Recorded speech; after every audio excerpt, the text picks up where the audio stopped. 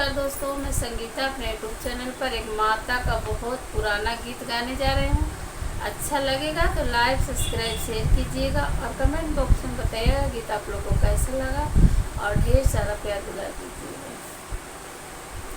कहवा से आवेला लाल डोलिया रूपियार डोलिया हो, मैया मोरी कहवा से आवेला रथिया पतंगवा उधिया त्यावे हो, मैया मोरी कहवा से आवेले रथिया पतंगवा उधिया त्यावे हो।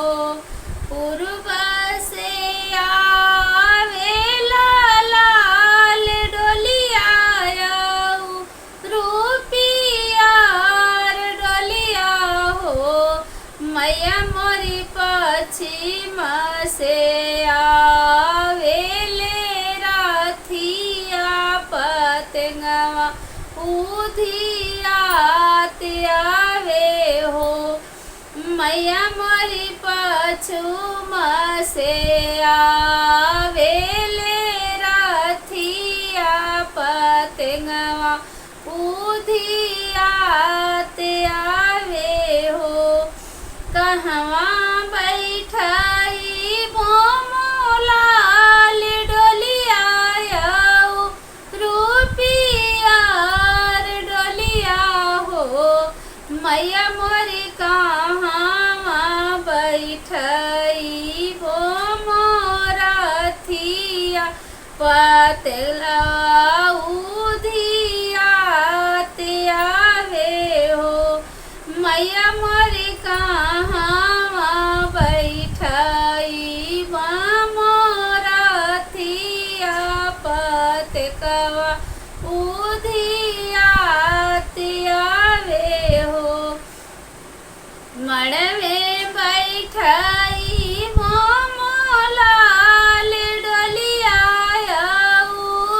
रूपियार डोलिया हो, मैया मोरी को हबर बैठाई मोमो रथिया पतकवा उधिया त्यावे हो, मैया मोरी को हबर बैठाई मोमो रथिया पतकवा उधिया त्यावे हो।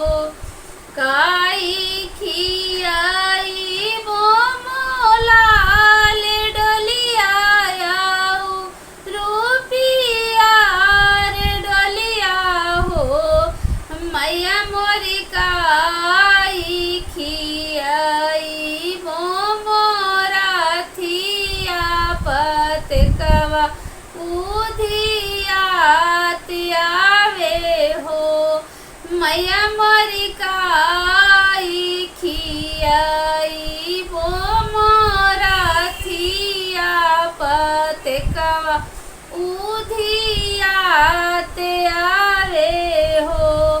बर्फी खियाई मोमोलाल डोलिया रूपियार डोलिया हो, मैया मोरी लड्डू खियाई मोमो रथिया पतकवा उधिया त्यावे हो, मैया मोरी लड्डू खियाई मोमो रथिया पतकवा उधिया त्यावे हो।